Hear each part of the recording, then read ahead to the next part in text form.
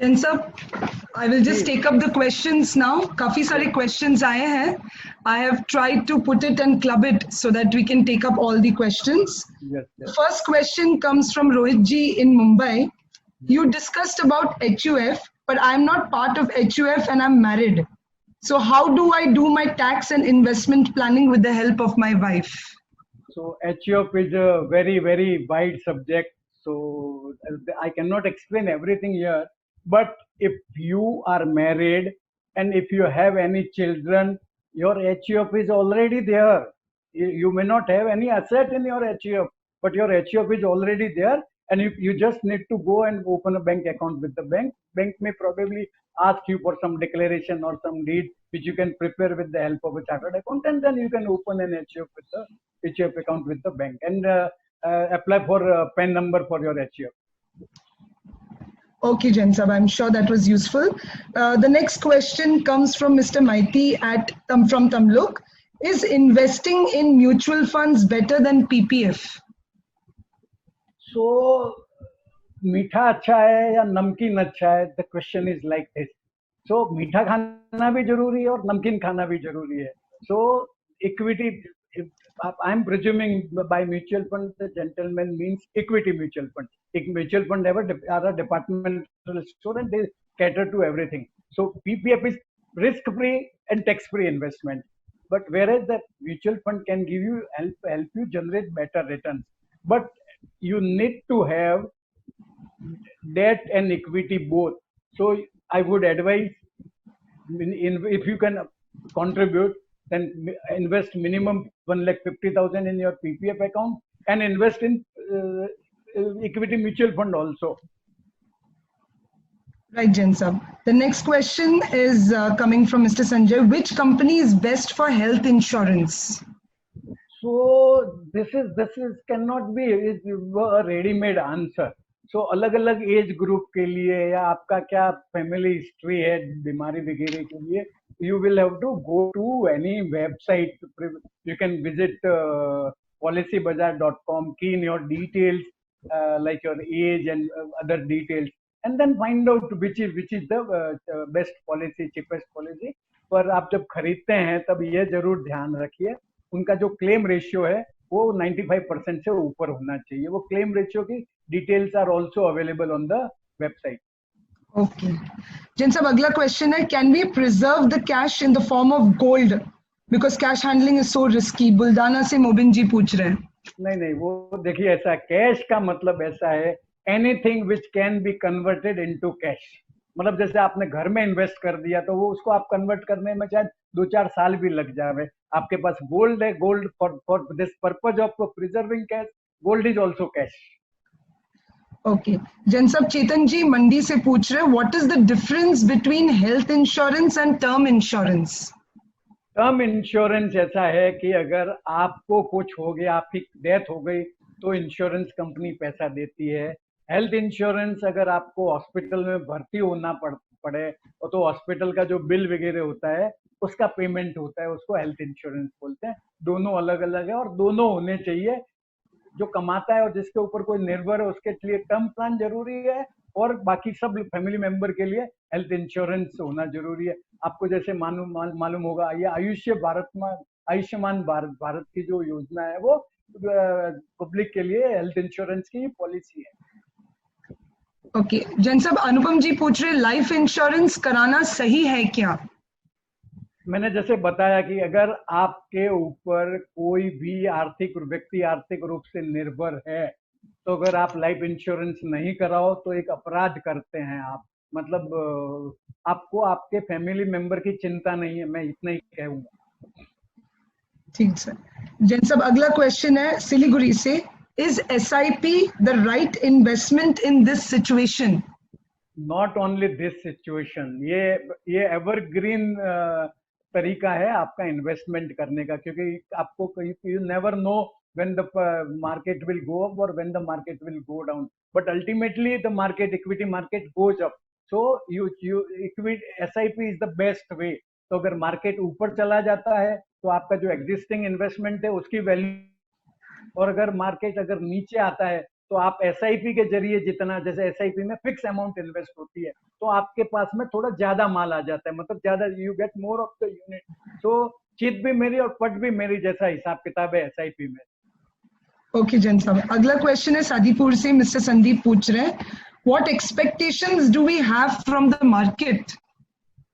I am not a market expert और nobody can time the market और predict the market correctly, परंतु market नीचे जाएगा ऊपर जाएगा। सेंसेक्स 1980 में 100 था, आज 32-33 हजार है, और इस दौरान अरशद मेहता स्कैम, केतन पारत स्कैम, 2000 का लेमन ब्रदर्स स्कैम सब हो गया, तो market ultimately will go up, but short term में प्रेडिक्ट करना मुश्किल है।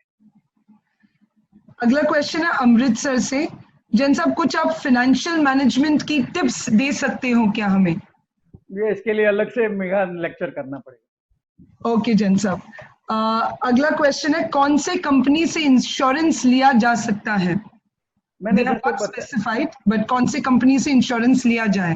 नहीं, वो ये बताया भी नहीं है कि आपको हेल्थ इंश्योरेंस लेना है या टर्म इंश्योरेंस लेना है, परंतु दोनों में से कोई भी इंश्योरेंस लेना है, आप पॉलिसी बाजार या जो भी दूसरे इंश्योरेंस एग्रीगेटर्स है उनकी वेबसाइट पे चले जाइए, लॉगिन कर दीजिए और आपकी डिटेल डाल दीजिए, और तो जो आपको जो सबसे सस्ता मिलता है, जैसे टर्म प्लान है वो तो बेसिकली वेनिला प्रोडक्ट है, मतलब उसमें आप किसी से भी खरीदो, उसमें कोई डिफरेंस नहीं है फीचर्स में, तो आपको सबसे सस्ता मिलता है, और रिलेटिवली मैं जैसे बताया पिक्चर 95% के आसपास अगर क्लेम रेशियो है तो आप उनसे खरीदिए। मतलब जैसे कई लोग कहते हैं नहीं LIC का, लाइफ इंश्योरेंस कॉर्पोरेशन का खरीदते हैं, पर वो थोड़ी सी गारंटी है, ब्रांड नेम है, but then their products are highly price, तो सिर्फ ब्रांडिंग के लिए आप ज्यादा पैसा देंगे तो मेरे हिसाब से वो वाजिब नहीं है। आप 95% के ऊपर का क्लेम रेशियो वाली कोई भी कंपनी का प्रोडक्ट खरीद सकते हैं। जैन साहब अगला क्वेश्चन है मुंबई से, I want to know if my nomination is no more in this situation, can my invested money, will my family और सन गेट इट? देखिए ऐसा, अगर आप बिल नहीं बनाते हैं, नॉमिनेशन नहीं है, तो आपके जो लीगल एयर्स हैं, जैसे जो हिंदू सक्सेशन एक्ट में अलग अलग लिस्ट है, पर नॉर्मली जैसे आपके वाइफ बच्चे हैं वो लीगल एयर है और वो क्लास 1 लीगल एयर है, तो उनको मिल जाता है पैसा, परंतु वो क्या है, थोड़ा ज्यादा लंबा प्रोसेस है, मतलब आपको कोर्ट के पास जाना पड़ता है, सक्सेशन सर्टिफिकेट वगैरह लेना पड़ता है, नहीं तो अगर आपने नॉमिनेशन करके रखा हुआ है तो वो जो कंपनी है वो ऑटोमेटिकली नॉमिनी के नाम से ट्रांसफर कर सकते हैं, and then it is between the legal heir and the nominee, और नॉमिनी और लीगल एयर एक ही है, तो फिर कोई प्रॉब्लम ही नहीं आती है। अब अगला क्वेश्चन है बलरपुर से, what about long term investment as well as investment in small cap fund? Vijesh ji पूछ रहे हैं। हाँ देखिए, मैंने जैसे बताया, मेरा जो लॉन्ग टर्म का डेफिनेशन है वो 7 साल से ज्यादा अगर आपके पास समय है तो आप इक्विटी में इन्वेस्ट करिए, 7 साल से 10 साल के लिए लार्ज कैप में करिए, 10 साल से ऊपर का टाइम है तो आप मिड कैप या स्मॉल कैप में इन्वेस्ट कर सकते हैं। परंतु मेगा मैं बताना चाहूंगा, आप एक बार कोई भी स्मॉल कैप में या मिड कैप में या लार्ज कैप में पैसा डाल दिया, हर साल उसको रिव्यू जरूर करिए। मेरा जैसे मैं ये एनालॉजी देता हूँ कि इक्विटी इन्वेस्टमेंट करना is like betting on the race course. आपको पैसा तो रेस कोर्स में ही लगाना है, पर आपको देखना जरूर है कि आपका घोड़ा जिस पे आप बैट लगा रहे हैं वो बराबर परफॉर्म नहीं कर रहा है, अगर कर रहा है कि नहीं कर रहा है, अगर नहीं कर रहा है तो आपकी फिर बैट जो अच्छा घोड़ा परफॉर्म कर रहा है रेस में उस पर शिफ्ट करनी पड़ेगी। जिन साहब अगला क्वेश्चन है बड़ोदरा से, शुड वी कंटिन्यू टू पे EMI और पे home loan in few years? ये थोड़ा सा डिफिकल्ट प्रश्न है, मतलब कई लोगों को क्या है कि ऐसा होता है मेरे घर के ऊपर कोई उधारी नहीं होनी चाहिए, ऐसे लोग हैं वो जल्दी से EMI पेमेंट करते हैं। कुछ मेरे जैसे लोग हैं वो सोचते हैं मेरे को प्रॉपर्टी के डॉक्यूमेंट क्यों संभाल के रखने का, बैंक रखेगी ना संभाल के, तो मैंने जो होम लोन लिया है मैंने 15-17 साल पूरे होने आया, एक पैसा एक्स्ट्रा पेमेंट होम लोन का नहीं दिया। और अगर आपको होम लोन का पेमेंट भी करना है तो आप ये जरूर देख लीजिए कि आपको अगले साल 2 साल में कोई पैसे की जरूरत तो नहीं है, क्योंकि होम लोन से जो ब्याज पैसा मिलता है वो उस सस्ती रेट से आपको कभी भी कहीं पे भी पैसा नहीं मिलेगा, 7.5-8% से कभी भी कहीं से भी पैसा नहीं मिलेगा। अगर आपको इमरजेंसी में कहीं पैसा बोरो करना पड़ा तो 17% 18% का पर्सनल लोन या 15% 14% का गोल्ड लोन लेना पड़ेगा, तो वो आप फ्यूचर के रिक्वायरमेंट देख लीजिए। जिन साहब अगला क्वेश्चन है, what's the maximum age limit to purchase a health insurance? Mumbai से रमेश जी पूछ रहे हैं। देखिए ऐसा है कि एज लिमिट कुछ नहीं है। अगर इंश्योरेंस कंपनी आपको देती है तब तो आप जो भी उम्र में है खरीद सकते हैं। परंतु मैं यह कहना चाहूंगा कि आपको हेल्थ इंश्योरेंस खरीदने का सही समय वो है जब आपको हेल्थ इंश्योरेंस की जरूरत नहीं है। अगर आपको कोई बीमारियां वगैरह हो गई तो फिर हेल्थ इंश्योरेंस मिलना थोड़ा मुश्किल हो जाता है, या फिर उसके ऊपर जो प्रीमियम लग जाता है, मतलब ज्यादा प्रीमियम पेमेंट करना पड़ता है। तो अगर आप एकदम हेल्दी है तभी आप हेल्थ इंश्योरेंस ले लीजिए। सर जी, LIC में इन्वेस्ट या हेल्थ इंश्योरेंस में कौन सा बेस्ट है? मैंने जैसे बताया जलंधर से पूछ रहे हैं। हाँ जी। मैंने जैसे बताया मेगा कि ये इंश्योरेंस आप LIC में नहीं कर सकते। सिर्फ आपका फाइनेंशियल प्रोटेक्शन है, इनकम रिप्लेसमेंट है, उसके लिए आप इंश्योरेंस खरीदिए। और हेल्थ इंश्योरेंस तो कभी भी इन्वेस्टमेंट नहीं हो सकता। वो तो आपको कभी भी अचानक खर्चे हो जाएं एकदम से, हॉस्पिटलाइजेशन वगैरह का, उसको मतलब प्रोवाइड करने के लिए आपको हेल्थ इंश्योरेंस खरीदना। और मेरे हिसाब से हर एक व्यक्ति के पास हेल्थ इंश्योरेंस होना चाहिए। मतलब अगर आप हॉस्पिटल में जाके बेड पे मेगा सो के आ जाओ तो ही 50,000 रुपए का तो बिल हो जाता है। मतलब मेडिकल ट्रीटमेंट की कॉस्ट इतनी ज्यादा हो गई है। तो मेरे हिसाब से आपको, मतलब अगर आप ज्यादा नहीं अफोर्ड कर सकते तो मैंने जैसे बताया कम से कम 5 लाख का हेल्थ इंश्योरेंस तो आप खरीद ही लीजिए। दूसरा सवाल है हमारा सिलीगुड़ी से, SIP blue chip low risk product is better और any other option you suggest?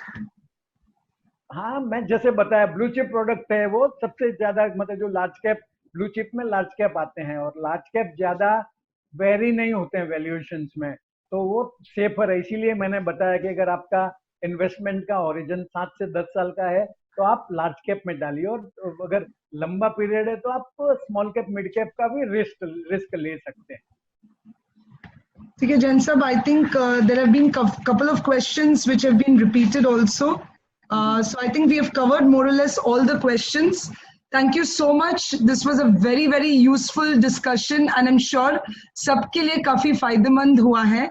I thank each one of you for attending this webinar in large numbers. Thank you so much for your participation.